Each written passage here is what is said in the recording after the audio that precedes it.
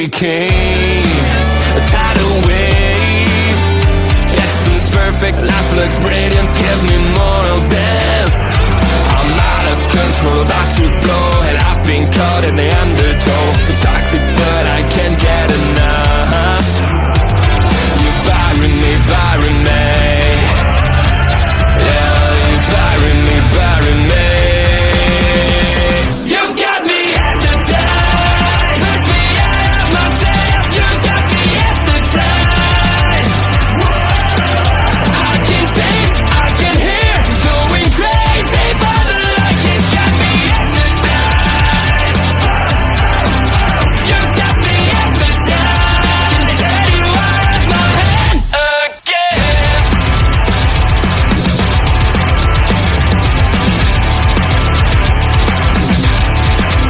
Is it wrong?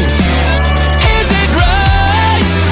It's like I've won my final war without a fight.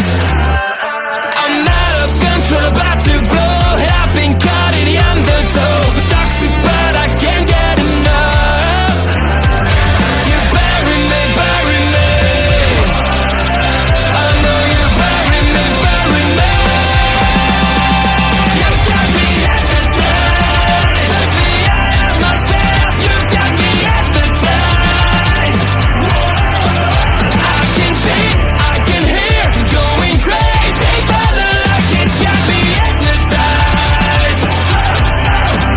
You've got me hypnotized. Get you out of my head. Get you out of my head again. To be alive, just to feel like I'm fading. And though my heart breaks a beat of down, I cross the land just to tell you, don't lead the way, don't leave a sign. Then I drown with a child playing in the rain. I feel like I'm fading.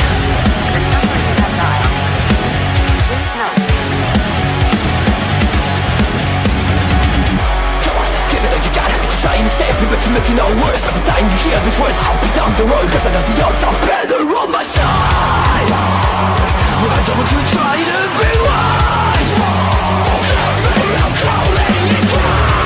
I never wanted to be alive, just to feel like I'm fading.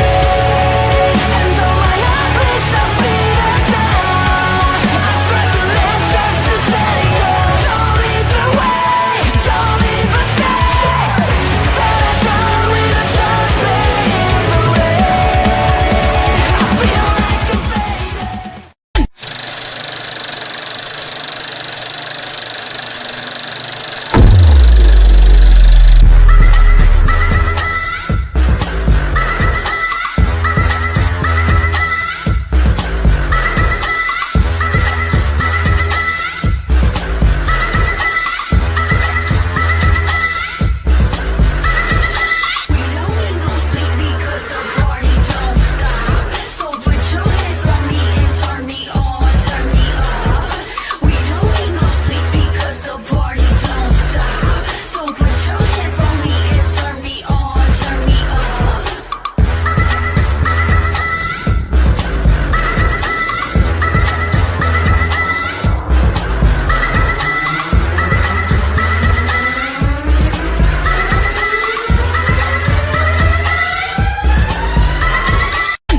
And boom, just like that, it's Thursday night, and you know what that means. It's party time with the Video Bros. I'm Bobby Munson, and that man over to the side of me, he's the man with the angelic voice. He's Papa Smokes.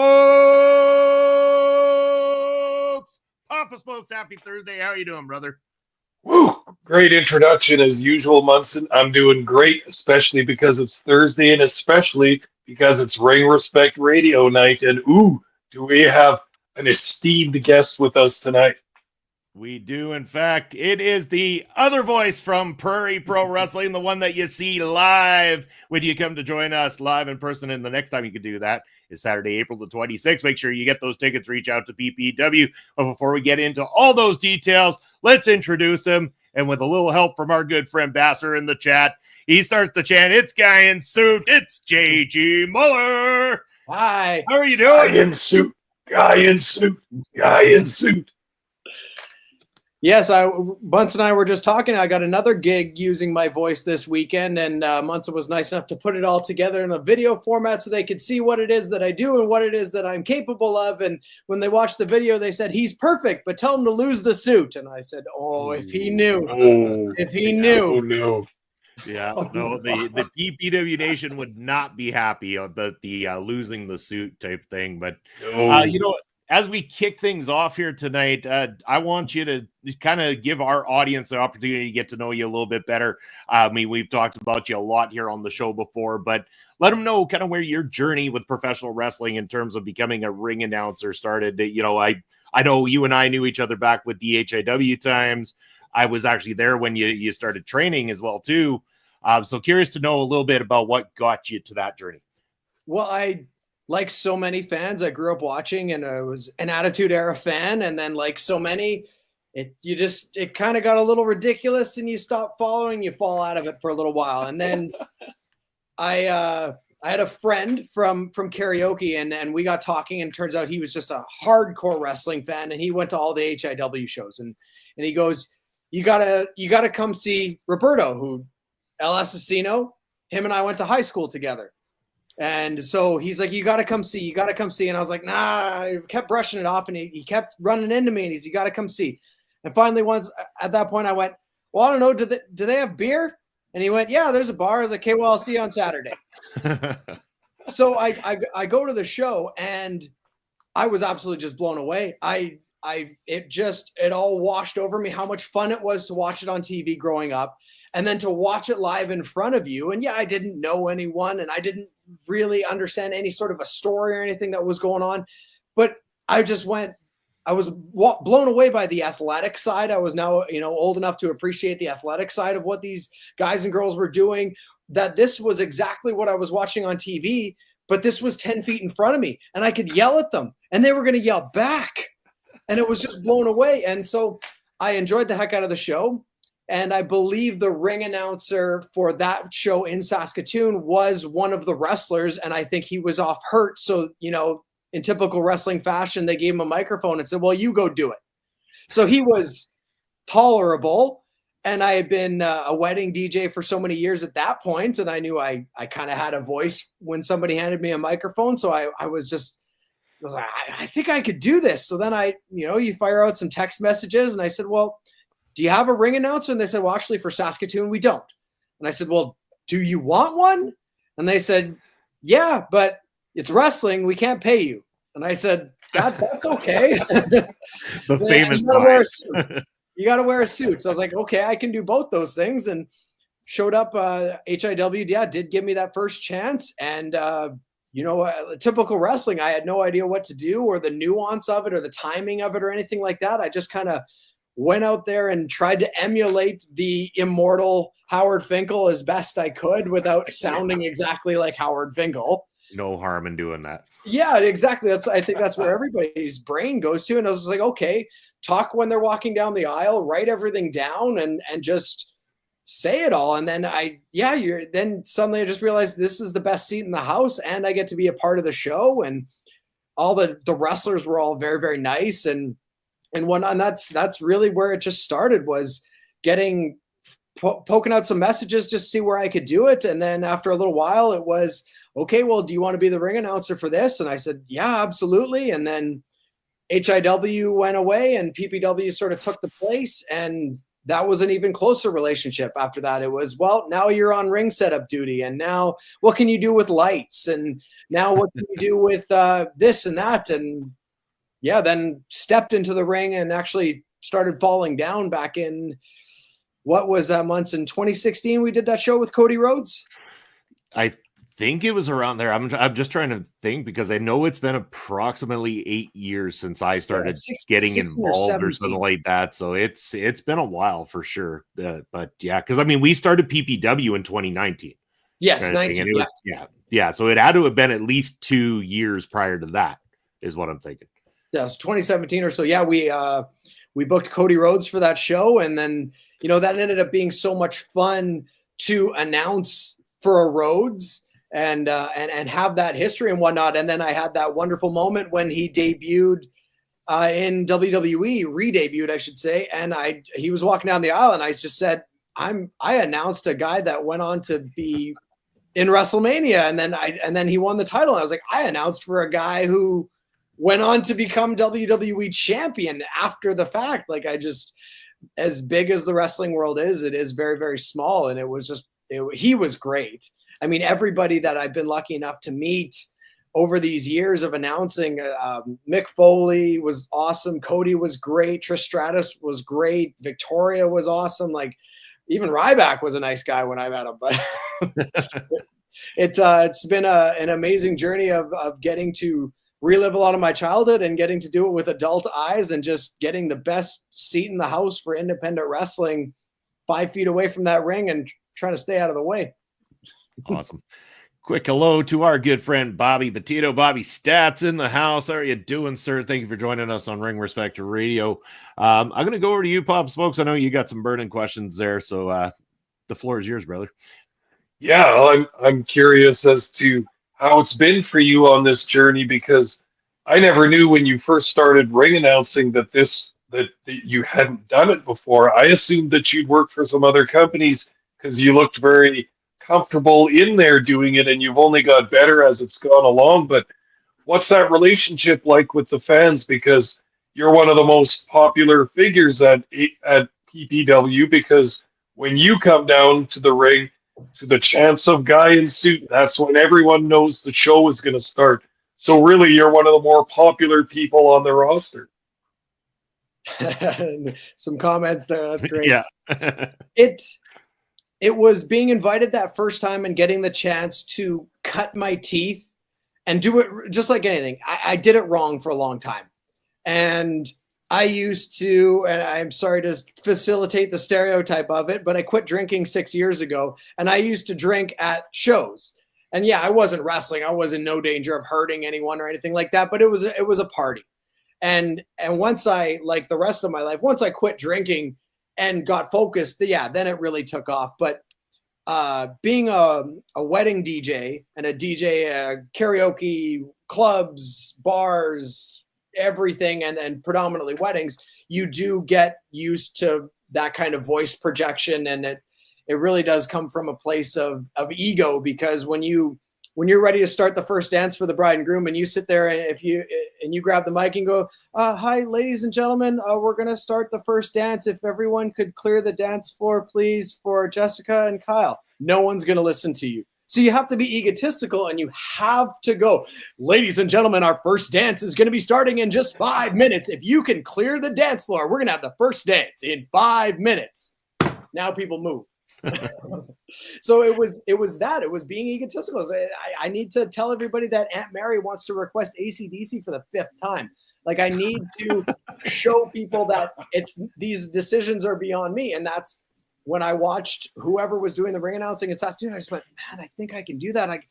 Howard Finkel was so ingrained in my brain from watching all those old pay-per-views on VHS tapes that I was just like, I think I can take what I currently do and what I used to watch and smash them together and make this work. And then with PPW, there was more encouragement. There was more organization. And then there was people to pull me aside and go, hey, let's do this. Do this part earlier. Do this part later. With this guy, Michael Allen Richard Clark, for the longest time, he said, stop. You don't have to say my name when I'm walking down. Wait till I get to the ring, and then all the fans can say it with you. Oh, yeah, that's so good. That's just a little 1% better, a little 1% better, a little 1% better. And now the timing of it starts to just flow. And that it took a lot of help. It was a lot of, like I said, doing it wrong before you start to do it right. And now it's just the best seat in the house.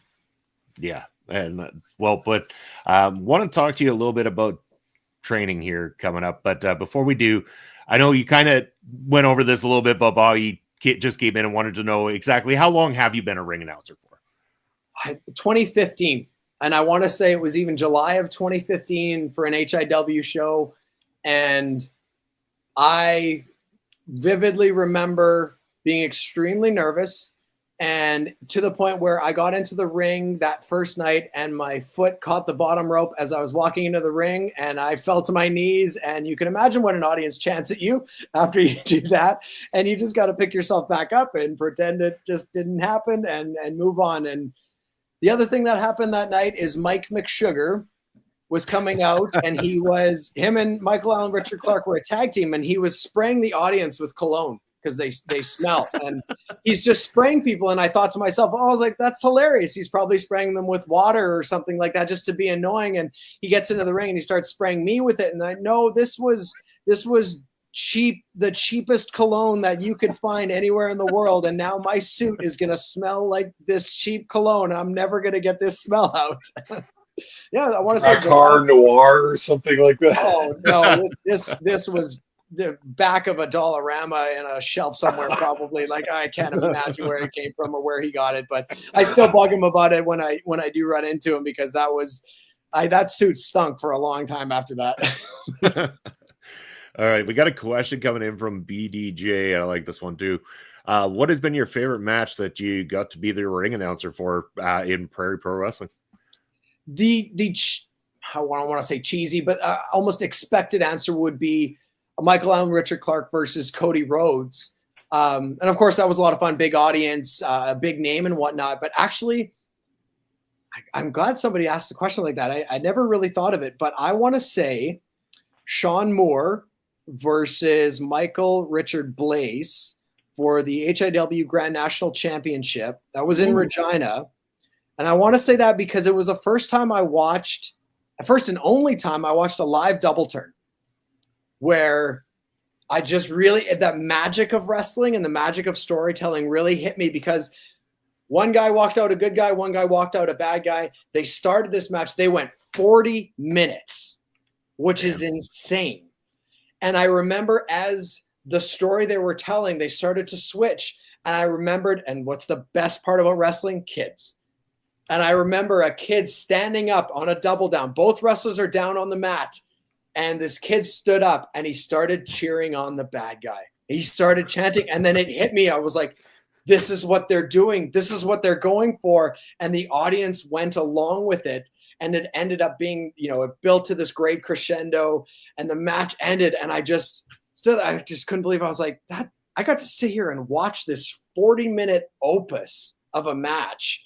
And the cap on top of it was the storytelling they did. And I think it just really galvanized how great this form of storytelling can be. That this kid who was just there, he paid her, his parents paid the money. He's drinking a pop. Maybe he's having a popcorn and some chips or whatever. And he doesn't know what they're doing, but he got dragged along. He did exactly what he was supposed to do. And in that moment where everybody's down and everybody's excited and the excitement dies down for that few seconds, this kid stood up and just started chanting, Blaze, Blaze, Blaze. And I was like, 30 minutes ago, he was yelling at the guy. And now they've brought him here. And I just was blown away by two guys in front of a few hundred people in Regina, Saskatchewan, that took everyone on that journey from left to right. And I got to go along with it. That fantastic answer. Love it. STG's up now saying, man, JG looking fresh with that suit. Always. Want to talk to you about when you have the opportunity not to wear a suit is when you've been in training. So behind the scenes, not a lot of people know you have been training for quite a few years, part of the PPW Academy for a very long time. And probably one of the guys that's, I would say one of the centers of that academy because of your experience back there. It's also giving you those opportunities to be in the gimmick battle royals every single time. And you have been one of the highlights, not only for us, but also for the fans as well, too, getting to see the different ideas you come up with each year for your choice of the gimmick battle royal. How has that been between the training and those opportunities to get in the ring? How has that been for you? The training has been fantastic. And as I talk to fans or people ask, and actually to go back to your point a little bit more, Papa Smokes, my relationship with the fans, I almost think is even better than wrestlers. I think it's, dare I say, even better than you guys, because people look at what I do and it looks like they could do it. much more than it looks like. I think you guys are running around with your heads cut off with the cameras, trying to be everywhere. The wrestling part of it, when you're watching a live wrestling show, you kind of go, oh, I could do this. And then you watch the first match and people go, oh, okay, I wouldn't want to do this. I think people think they could do what I do in a good way. I'm not saying that's a negative thing. So I think that bridge between fan and performer, I'm very much right in the middle of that. And I get to talk with them. I get to talk with them as they're coming into the show, as the three of us do. I get to talk to them at the intermission when they're done their smoke break or they grabbed a drink. And the ability I have to be so outgoing with these people really jumpstarts that and it makes them ask, what about you? What about you when you're getting in the ring? And the short answer that I'm unconfident in is I was basically told, well, when you can find someone to replace you. And people, and I jokingly say, maybe it's just a wrestling thing, is compliments can be few and far between. But I was basically told, when you can find someone to replace you, that's just as good.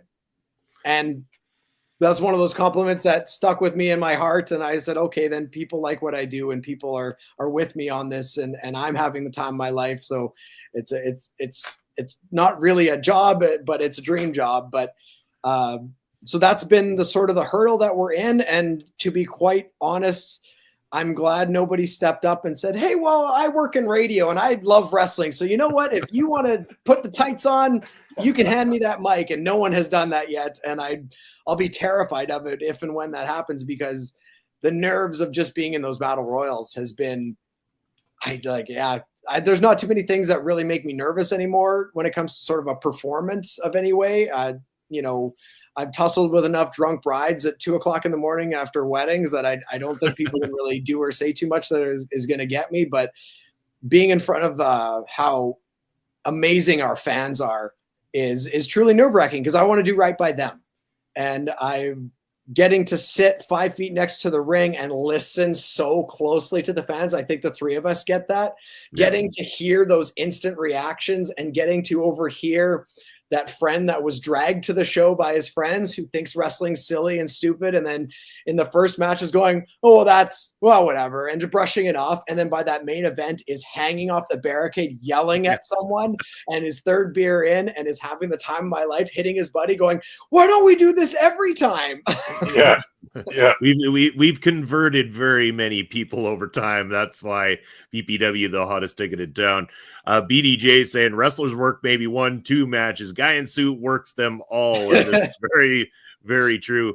I know the one and only time that I stepped in while you were away into that role. And I went in with it with, I want to give this a shot. I like the idea of it. And it is not easy by any means. I will say that it is very difficult to step into your shoes.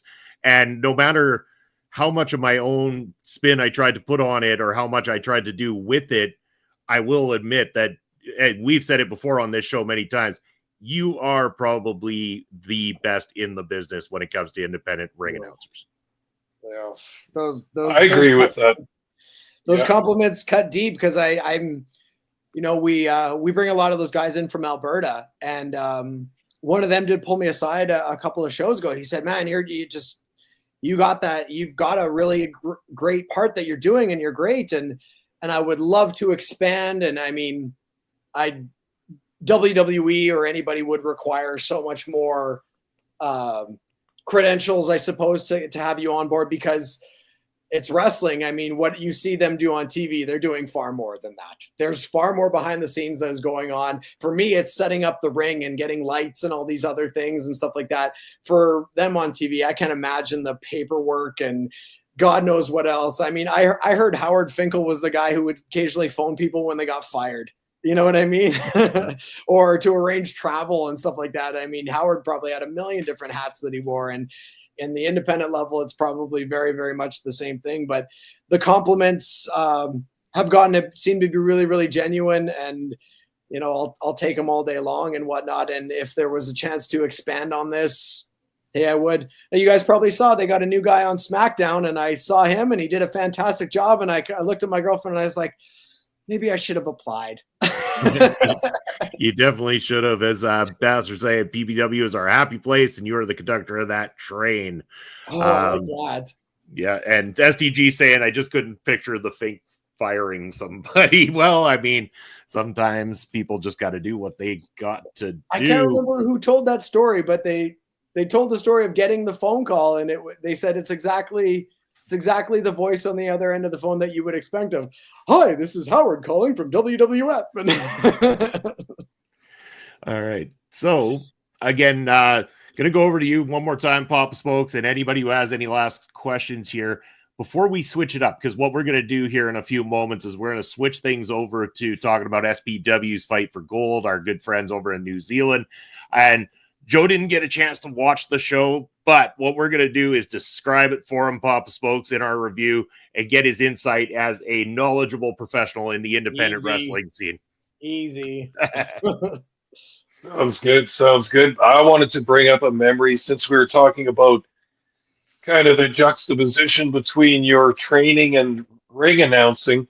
It's cool because every time you come out, you're the first official person from PPW that the fans see, and they know you from years. You're the guy in suit that comes out at the beginning every time. But the first Halloween Battle Royal, when you came out as MJF, the fans were kind of mystified for a second. Well, what's he doing coming out in a wrestler's position? Nobody knew what to think. I was looking around at the fans thinking, oh shit, everybody's like completely stumped by this. And then you got in the ring and started punching and wrestling, getting knocked over and everything, and the fans were floored by this. Like nobody had any idea that you were going to be able to get in and do the physical part of this. That was a special moment for me. I loved that. Yeah, and trying to keep the ear-to-ear grin off my face was difficult. Absolutely difficult. I was excited for that reaction, and then I'm coming out as MJF, so I want them to absolutely boo me out of the building, but I was like, it's the only costume I could think of where it was kind of a guy who was kind of known for wearing a suit, and all I had to do was throw a scarf on. It was minimal effort and whatnot, but that was so much fun. And then, Ted DiBiase, Chic, dressed as Ted DiBiase, him and I tussled in that one, and then he threw me out after I got put out with the $1 Million Dream and some dollar bills stuffed in my mouth, and I got thrown over the top rope. And I vividly remember getting thrown over the top rope, and I did what we're supposed, you're trained in how to get thrown out without hurting yourself, and I did what I was supposed to do, and I was almost to the floor, and in my head I went, oh, this is great. I didn't get hurt. I didn't hurt anybody else. Everything went awesome. And I hit the floor and I spun and I whacked the side of my face on the table with the ring bell. Oh, no. Cracked it. And it was tough to eat for like a week after that. But I was like, well, if I was going to hurt anybody, myself is the best one to do it. At least you didn't injure anything permanently either. So. Not at all. And then, the next 2 years, what did I do? I did LA Knight and John Cena. Yeah. And I got to do the You Can't See Me and absolutely reenact so many childhood dreams in a little 2-minute segment. And it's forever immortalized on YouTube. Thanks to you guys. I can still show some friends and family that once in a while when they go, so how's that stupid wrestling thing going? Well, let me grab my phone. Yeah, exactly. Every Saturday they could tune on in. The one question we do have coming in, I know the answer to it already. Bobby Stats asking if you've ever worked with Scott Diamore. Obviously that has not been the case, but again, Bobby, if Scott Diamore comes a calling, we have the perfect guy to go do some MLP ring announcing there for him. So if I got the call from anybody to do this on any kind of a grander stage, provided it works with, a day job and whatnot, there would be nothing more fun than going I've even talked to the guy, Alberta. I would love to go to Alberta and just do it when the guys are going. If I can afford the gas money, I'll show up and I'll have the time of my life with it anywhere and everywhere that I can go. It's such a weird skill, I suppose, to have. And if there was anywhere I could take that skill and plug it into another promotion, again, my whole role in this business, whatever I've been able to do has been done with the wonderful problem of trying to keep the ear-to-ear grin off my face. Yeah, no, I think we're in the same position you are there with that one as well, too. So we are going to move on, though. We're halfway through the show. We're going to move on to that SPW Fight for Gold 2025 review here. So just a little background for you, Joe. So Papa Smokes and I, we try to cover a few different independent wrestling companies. One of our favorites, SPW, out of New Zealand. We have had our good friend James Shaw on the show a couple of times, one of the professional wrestlers over there. We'll do our best to kind of give you the story as we're going through these matches and what's been going on here along the way. But yeah, it's time to talk about it. Papa Smokes, we kicked this show off. Our one of our absolute favorites, the hooligan Marcus Cool. This guy, bald head guy, comes out wearing his soccer footy type shorts, and he's got the old cleats around his shoulder. He is the best, perfect description of a tweener in professional wrestling. And when I say that, he is the guy that his style doesn't change if whether he's the good guy or the bad guy. And I'm talking his attitude, the way he fights, anything like that. He just changes whose ass he's kicking in a professional wrestling ring. And we know he was supposed to be the heel in this thing, and he comes out to all these kids on the side of the ramp dressed in their soccer gear as well too, and wanting to fist bump with them, and he's trying his best not to crack that grin as well too, because here's these kids that are, yay hooligan, and he's supposed to be the bad guy in this situation. So yeah, I'm not going to clap your hand, guy. That's the best he could give him. And he's taken on Liam Fury, one of the most experienced wrestlers out in New Zealand. This is the guy who's training a lot of the people out here for SPW. This one was built at the last show. Liam Fury was called out by Marcus Cool. He told him about all the accolades, but Liam Fury's not been in a ring for 5 years. And Marcus Cool beat the piss out of him last time around, setting up this opening matchup. And man, Papa Smokes, whoa, this match got things fired up quickly. These two very experienced individuals lit the place up. The crowd was hot for this one, and this was a solid opening matchup between these two. And I know it's your first look into Liam Fury, so I want to get your immediate thoughts. Yeah. Well, just before I get to the match, once again, wanted to just say something about the venue and all that. This SPW Fight for Gold took place in the city of Invercargill, which is on the South Island of New Zealand. It's also considered one of the southernmost cities in the world, just for interest's sake. And the venue is called Corinthian Convention Center, has a capacity of 1,000. So a decent-sized building. Couldn't really see from some of the camera shots how full it was, but certainly looked packed around the ring and all that. And we love our New Zealand fans. They're a lot like the Saskatoon fans. Loud, vocal, polite sometimes, not so polite at other times. So, but I noticed from these SPW shows, you can't really tell when they're in a different venue unless you read it. That's how good their production is. So anyway, on to the match with Marcus Cool against Fury. Good one. I noticed that they use Marcus Cool, the hooligan, as an opening match guy often, and I think that's quite deliberately on purpose because he's popular with the crowd. Again, whether he's a heel or whether he's a babyface, he's popular with the crowd. They know him from years and years of wrestling there. They like him. He's like a Stone Cold Steve Austin. He delivers whichever role he's in. So, yeah, like you say, they had built this match against Fury last time, and the hooligan was looking like he was going to kick Fury's ass in this match. But as we saw, Munson, that's not exactly what happened. Cool controlled this match for a lot of it, but then Fury fought from underneath and came out with the win. But this match warmed up the crowd nicely, got everyone hot, got everyone yelling and screaming. And then I would say kind of a little bit of a surprise ending there. I always expect the hooligan to pull out a victory somehow or another, but came up a little short in this one, and I think the fans were surprised as well. Surprised, yes, but it doesn't hurt him either kind of thing, especially if Liam Fury is going to come back and do some spots as well too. You got another top guy at the top of the card. Joe, I want to get your thoughts on opening matchups from an independent card and the importance of getting that experience and that kind of high energy going in the opening match of the night.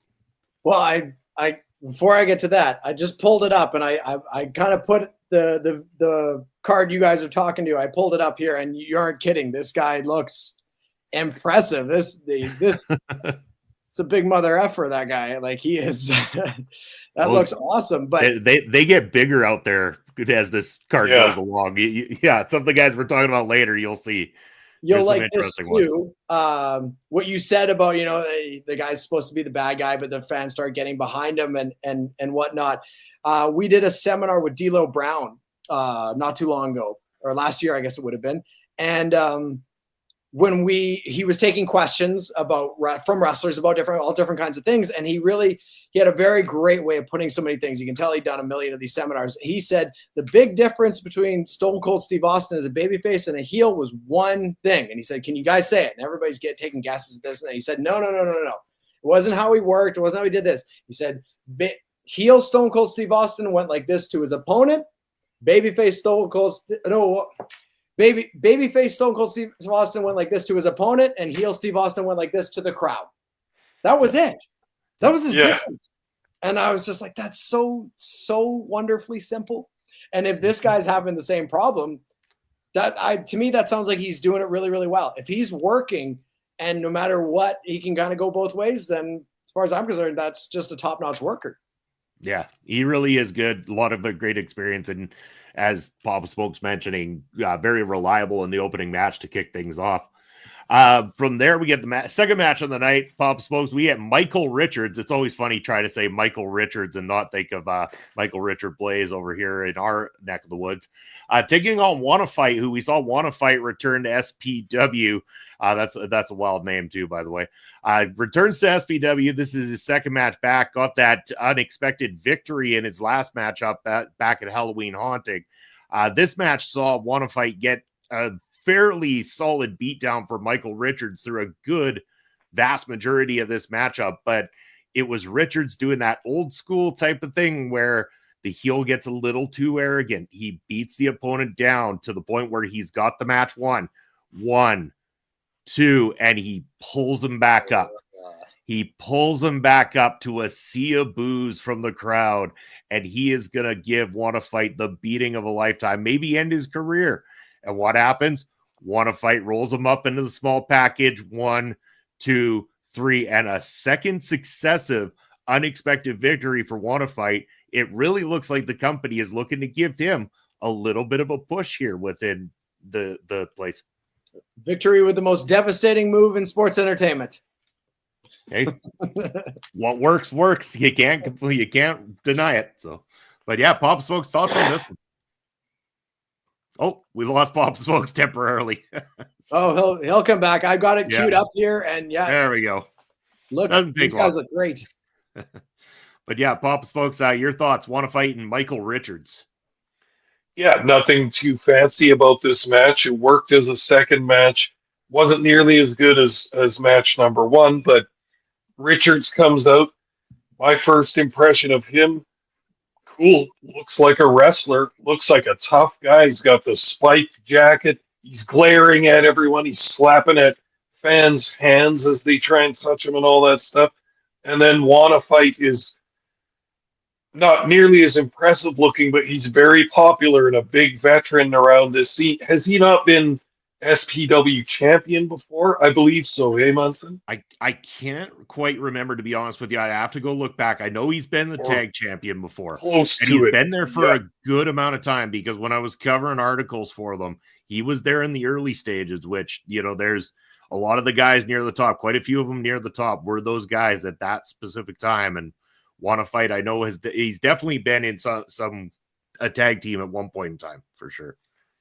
Yeah. So this match was laid out with nothing fancy. It's going to have the heel do the beat down throughout the whole match. Couple of little hope spots where Wanna Fight might come back and still getting slapped down to the mat.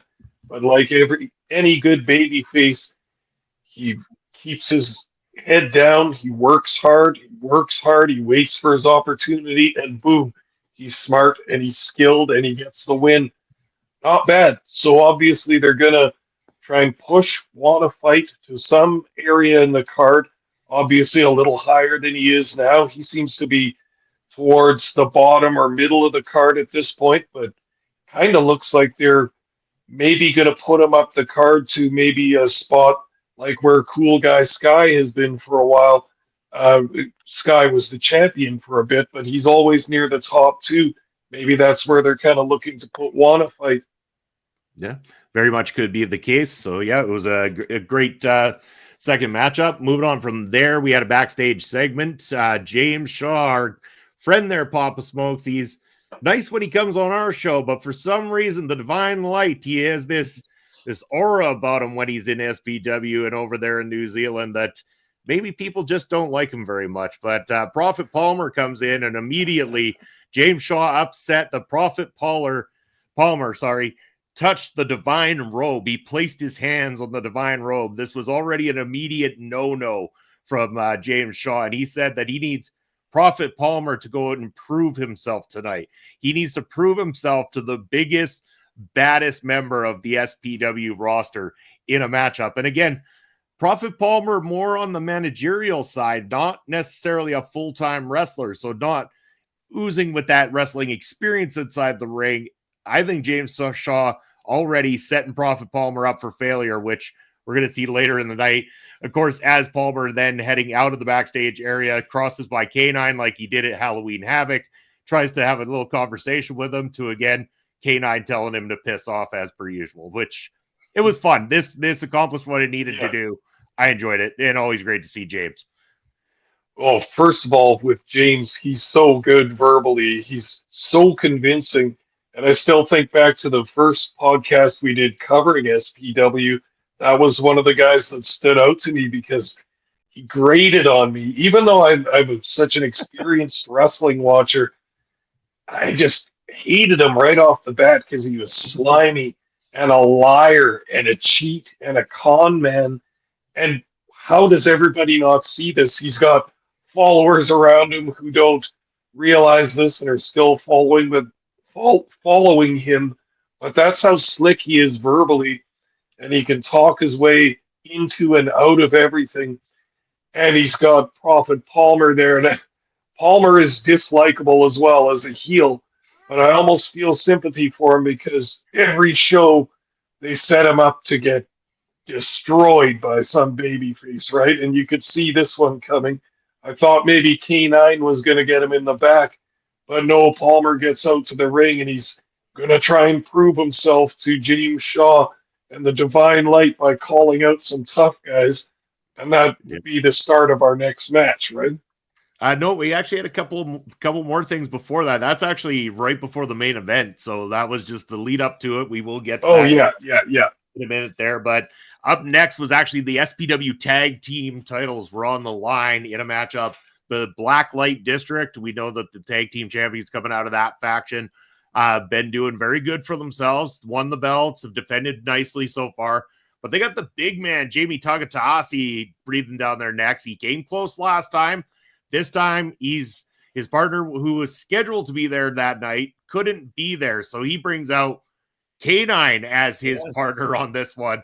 Again, surprisingly, because K9 in the main event, in the Fight for Gold matchup later in this night, but K9 doesn't. If K9 was allowed to, K9 would be in every match on the damn card. This guy is ready to go at a moment's notice, and he was ready to go out there and try to win some gold with the big man, Jamie Tagatasi. He looks like it. This guy looks impressive. That great mask.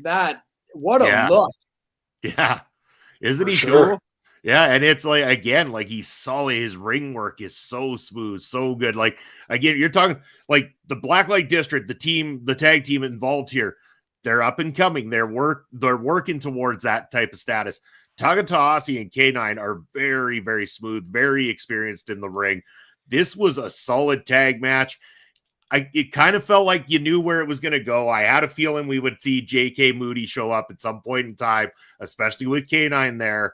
Of course, J.K. Moody, K9, they keep teasing that old tag team is going to inevitably have that one-on-one matchup. So J.K. Moody chases K9 off. Jamie Takatahasi left on his own to take in a 2-on-1 situation. Blacklight District proved that the numbers game remains a big factor, and boom, the tag team champions retain. We'll get some thoughts from you in a second here, Joe, but Papa Smokes, your thoughts on this tag match? Yeah, well, I loved it. Hey, and we saw the Blacklight District start to win a whole bunch of the gold around there, including the tag team championships. And as you said, the Blacklight District, they're smaller guys. And they look like they're younger too. So they're in a tough position. They got the belts on them and a bunch of teams after them. And now you look who they got to fight in this one. It ends up being Jamie Takatahasi and K9. I mean, that's like fighting the Road Warriors or something like that. That's a really, really big and tough team. So again, when this match starts, it's in the audience's mind that it's perfectly likely that we could see the titles change hands tonight. When you just look at these two teams across the ring from each other, they know Jamie, they know K9, two big, strong body guys, super big, super experienced and well-known throughout New Zealand. You're just thinking Blacklight District is in real tough tonight. Well, we know they're going to cheat. That's the other thing. J.K. Moody, the leader of Blacklight District, is a genius and a great performer, and he sells everything beautifully, everything that he does. I love this guy. So when he came out to interfere, no big surprise, but still the baby faces show out tough in this match. Like K9 had to sell for almost that whole match. I've never seen him sell so much stuff because he's such a tough wrestler. And then there was a couple spots at the end. Jamie had both members of the Blacklight District on his back in the fireman's carry, going to give them the double Samoan drop. It was precarious. They could have lost the belts at any time. But of course, that wasn't the plan. So Blacklight District watching each other's backs. J.K. Moody wasn't going to have that, interferes, and the champs retain. You bet. And Joe, I know you got it queued up right now. You're checking in on these guys. What are your initial thoughts on what you're seeing? That's a tough one when you. Oh yeah, there's the pin. It's tough when you take two guys that aren't a tag team and make them be a tag team, and then you present them with the sort of the underdog heel, so to speak. I think that makes for a really fun match. And that was 10, 20 minutes or whatever it was. That was a lot. And they gave these big guys, it looks like it's going to take a lot to put them down. And then you have to give them a lot before you put them down. And that looked like it was really well worked. The double Samoan drop, that looks, this guy's work looks really impressive. And then, you get to the end and the two little guys get the victory via shenanigans and live to fight another day as champions. But it all makes sense when you talk about two guys who are put together as a tag team who want to go for it, but your chemistry's not there. You didn't practice this. You don't know when you want to tag out to this guy because you don't know what he's thinking and he doesn't know what you're thinking. Makes for a great story. And then you end up with some guys holding on to some gold that shouldn't. Yeah, 100%. Speaking of gold, we go next to the SPW Championship matchup of the night. It is the former champion Cool Guy Sky, who was the champion for I think just around a year or just over a year. He lost it only after Ozza from the Blacklight District cashed in his Fight for Gold briefcase after a hard-fought battle from Cool Guy Sky last time out. So this match finally one-on-one. The champion in his first defense. Going to be interesting to see what we see here. Of course, Ozza, formerly one half of the Smoko Express, the tag team that Papa Smokes likes to pay homage to with the Papa Smoko name across the screen right there. This was a solid title match, Papa Smokes. This was really good. You knew this was, again, with the Blacklight District in the position that they're in right now. The shenanigans games are going to continue, and they're going to continue to book them strong at the moment because that is the storyline, the major storyline that is going right now in SPW at the moment. So, of course, those shenanigans come into play with Moody getting himself involved with this one and K9 coming out for the rescue because, again, got to tease that Moody K9 thing, and we're going to see more of that coming up. But yeah, this numbers game continues to become a problem, and that is what inevitably allows Ozza, while the referee's back is turned in this one, to hit a low blow on Cool Guy Sky and retain the title. First opportunity to see Ozza defend the championship, and really a good look at him in one-on-one competition. You can see why this guy's been brought to the top. He looks solid. His work continues to sharpen up very, very well. And mixing it up with an experienced guy like Cool Guy Sky, who I continue to be impressed by every single time I see him in the ring. I like this one a whole lot, Pop Smokes. This was good. Yeah, same. And we saw a lot of the build-up of the world title scene for SPW last year, because Cool Guy Sky had held on to the title for that year-long reign or whatever. I'm never sure that I'm going to like Cool Guy Sky until I watch his matches. Like, I don't find his presentation particularly engaging or anything like that. He looks like a member of the Rock and Roll Express from the 80s or something like that, which is fine. And there's nothing fancy about the way he comes out. He's a pure baby face. He calls to the crowd and they love him, kind of thing. So everybody was kind of sad when he lost the SPW title, especially because Ozza cashed in on him when he was hurt after a match and all the rest of it. But this was a solid match. They obviously see something in Ozza and have given him that push to the top of the card. He can hang with Cool Guy Sky. They have a chemistry working together, I think. Similar kinds of styles on either side of the heel and babyface divide kind of thing. Sky is always good, always he never makes mistakes. He always pulls off his stuff very well. But you know that Black Light District are going to pull something in this match. J.K. Moody is glad to have almost all the gold in SPW in his faction. All the gold. It is all of it now. Yeah, they're like us at PPW. They have a world heavyweight championship and tag. Yeah, right. And the only thing I can see for the future for Ozza is that if he continues to hold that world title, I think that's going to sit uneasy with J.K. Moody as the leader of Black Light District. I think at some point Moody's going to get tired of him not being the world champion. So that's where I think this might go in the future. I think Moody's going to turn on Ozza at some point. Well, we'll see how it all gets up, and we'll see if that comes to fruition. I'll one up you on that. I think Ozza is going to turn on Moody. I think Ozza is going to take control of the Black Light District, turning on Moody, because, again, with some of the teases we saw in the main event we're going to talk about in a moment here, there's also some things in there that kind of lean into that a little bit. But I know, Joe, you're taking a look in on these guys here. What are your thoughts on the champ and the former champ? I saw a Tombstone pile driver, and I immediately was like, that's disrespectful. Just disrespectful. But that's a hell of a match. And yeah, I really agree with you, Papa Smokes, on Cool Guy there. Nothing wild, but sometimes it's the simple stuff. I mean, that guy walks out, and if it's your first time at the wrestling show or you've been to every single one, you know what to do with that guy as soon as he walks out. They love him. Yeah, they love him. Yeah, they really do. So speaking about people they don't love quite as much, Prophet Palmer's opportunity to be on screen again. Up, and he says he's got to call out the biggest, baddest guy in SPW. So out comes Ram. Ram comes walking out.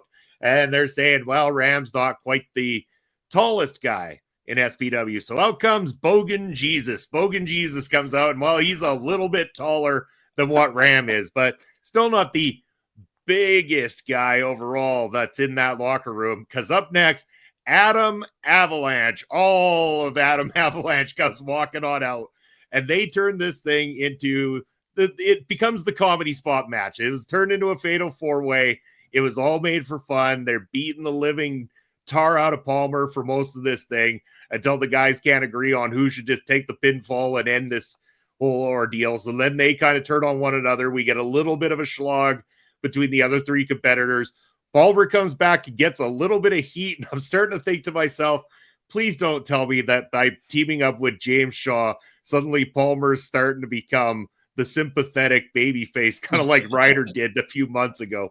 He comes and gets this little bit of heat back, and he starts hitting stunners on all these big guys. And he hits one finally on Adam Avalanche. And he's expecting him to fall backwards. And Adam Avalanche is doing the backwards arm swinging like he's going to fall back. And all of a sudden you hear Prophet Palmer from the canvas. He's yelling up at this Adam Avalanche, just fall, you bastard, just fall already. And next thing you know, boom, all 400 plus pounds of Adam Avalanche falls forward right on top of Prophet Palmer for the 3 count and the victory. It was a fun little way to break up what was going on with 2 title matches back to back and the big main event coming up. So I think it was good placement on the card to have this in there, and the guys involved obviously had a good time doing it.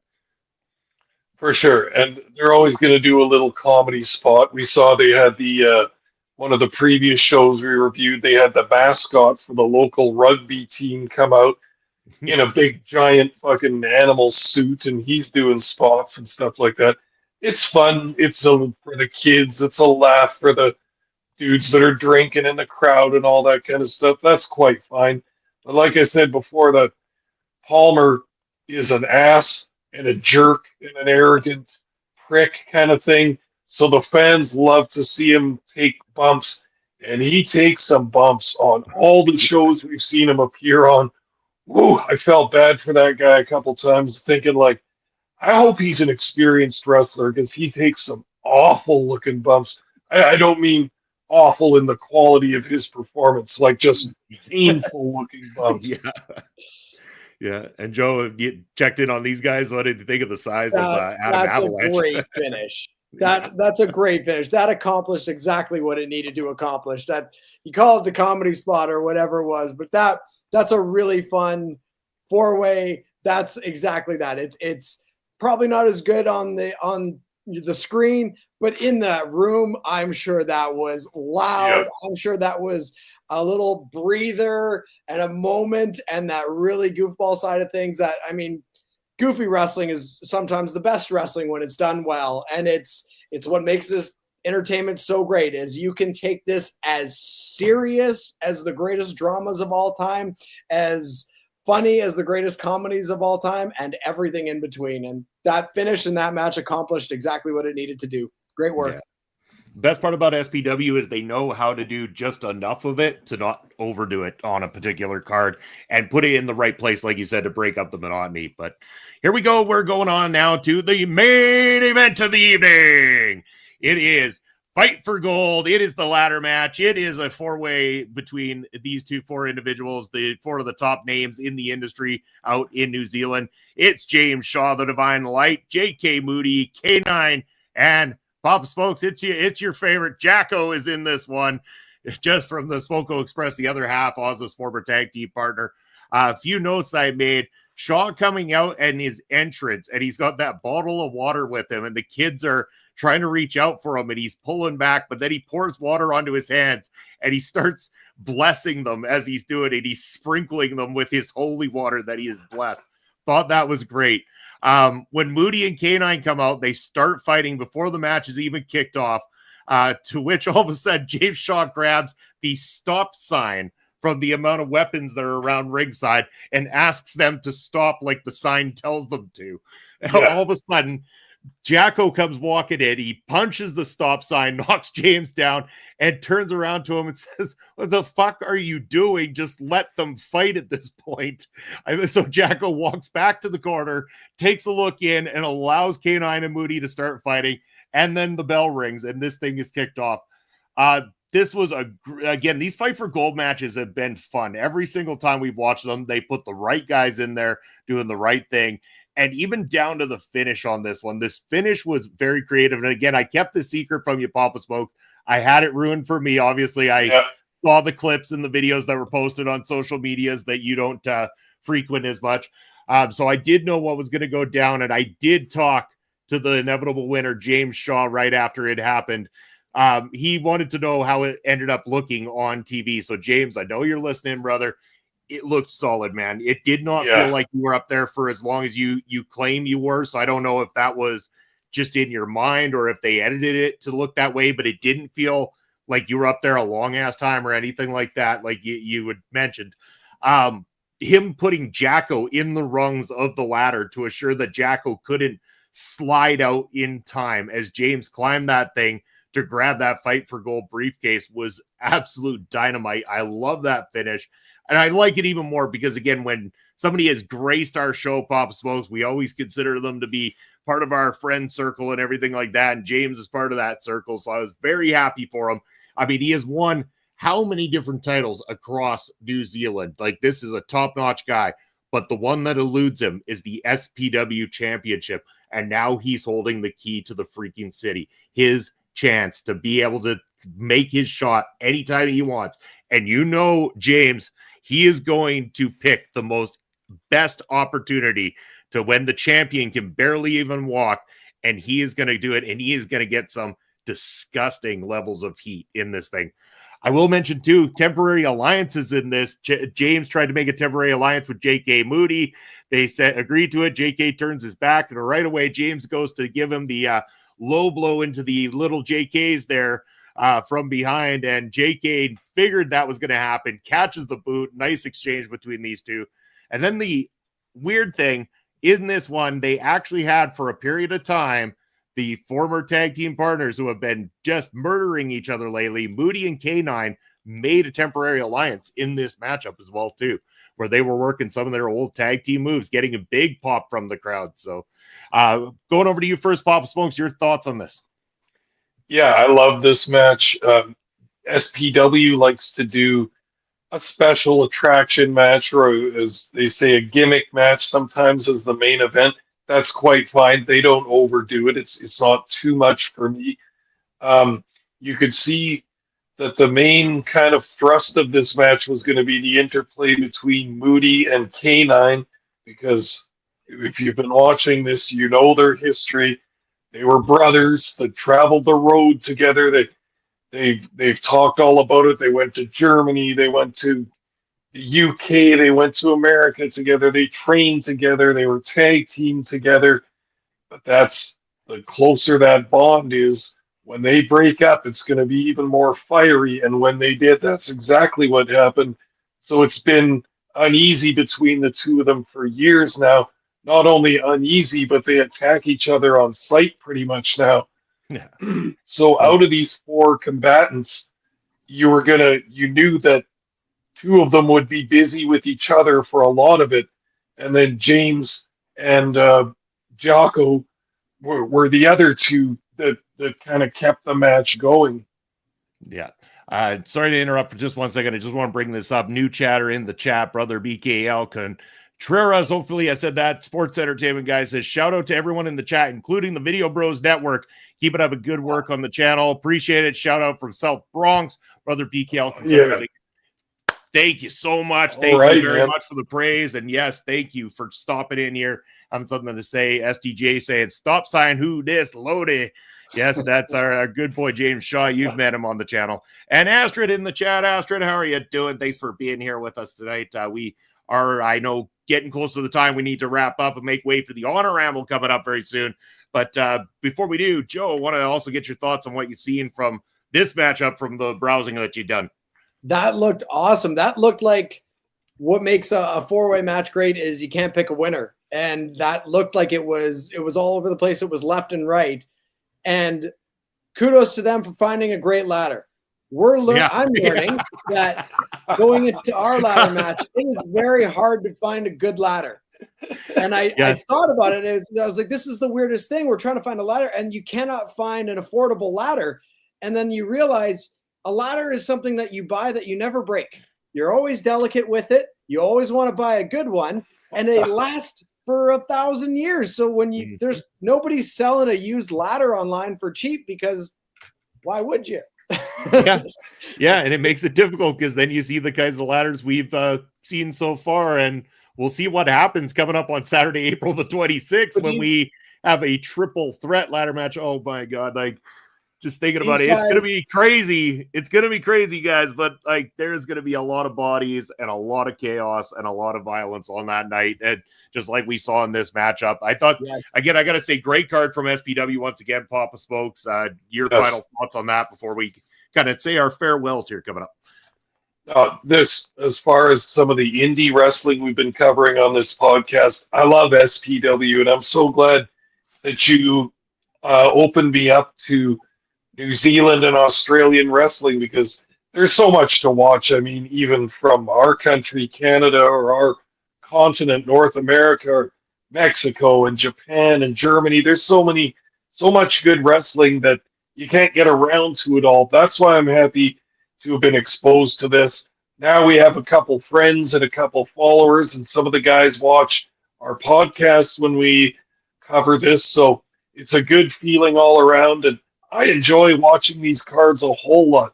These guys have a quality, independent wrestling company here, and I'll be back for more anytime there's more. Perfect. Kudos, SPW. Joe, it's been great having you on the show. Any final thoughts before we say our goodbyes here? They quickly made a fan out of me, and to follow up with what you said, Papa Smokes, like, what an age we live in, and what a fantastic problem we all have every single week of there's too much damn wrestling to watch. Yeah. Whether you're going to the top of it and you're flipping on your Netflix account here in Canada to watch WWE, or how wonderful it's been with the ability of people to do what you guys do and take independent wrestling and put it on YouTube for people to casually or very religiously watch. The amount of talent that is around the world, the amount of people getting into this, getting back into it, the new fans that we're creating every day, and the lapsed fans that have returned, it's just the greatest thing to be a part of. And we get to sit 5 feet away from the ring or watch it around the world on our screens and try and keep the ear-to-ear grin off our face, huh? Perfect. Yeah, you bet. All right, well, we are going to say our farewells now, but we're going to start with you, JG. Joe, please tell our fans what you got coming up in terms of your booking this weekend, and then do us a favor and give us a good sell on that PPW show coming up as well, too. Oh, geez. Well, in Saskatoon here, I am going to be at the Saskatoon Tattoo Expo all weekend. I'll just be doing MC stuff and walking around giving away stuff and promoting stuff, and it's my first time doing it. Hopefully it leads to getting to do it every year. A gig where I can use my voice for something is always going to be welcome. So hopefully that works out. But yes, on the 26th, PPW comes back, and we've been working hard on this card. We've been working with who's going to be able to make it, who can't make it to the show and whatnot. But as usual, we're gonna create something that from beginning to end is going to entertain you. And then we end with a three-way ladder match for the PPW Tag Team Championships. We've got 6 guys in there that absolutely want to kill each other, that can't stand the sight of each other, and it's been on site for a little while. And this was, I don't like to give Sheik credit for very much at all, but when Sheik wanted to do a ladder match for the Short Kings because they couldn't reach the titles, even I had to admit that was a really good idea, and I think he's going to regret it, and I hope to God he comes to regret it, because the Short Kings, who are current PPW Tag Team Champions, I want to see them on a long reign as Tag Team Champions, because those guys are fantastic when they're out there high-fiving everybody. They're fantastic when we're putting together things. They're fantastic to work with, and I want as much success as those guys can get for as long as they can get it. And I know they battled back for some injuries very recently to be in the matches that they've been in. So it's a big deal for them, and they appreciate it as much as we fans appreciate it. But yes, the main event and April 26th will be a 3-way ladder match for the PPW Tag Team Championships, and our inaugural Tag Team Champions. I want to keep them happy long champions as long as I can. We don't get to do anything that has anything to deciding that. It's up to those guys that are in the ring, but it's going to be a great show. And you try and find me something better you can do on a Saturday night for $20 with your pants on. Fair assessment.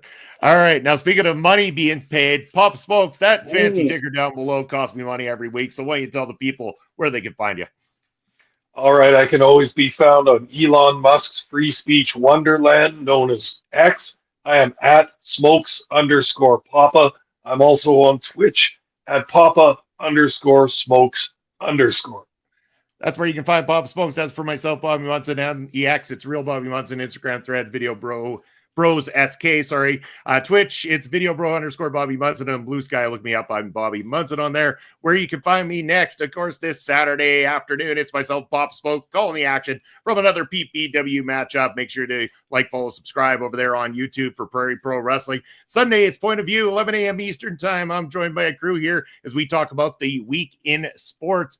And then, of course, next weekend is WrestleMania weekend. We have got shows all over the place on WrestleMania weekend for you. Special guests coming in, post shows, preview shows. There is a lot, and it's all right here at our local establishment, OLE Podcast, where you can find us on all social media, YouTube and Twitch. So make sure to like, follow, subscribe, leave a comment if you're watching afterwards as well, too. Always reading those comments. And, of course, come out and support local professional wrestling because it loves you, and we love that. And we appreciate you, and we'll see you next Thursday. Take care, everybody. Thanks, guys.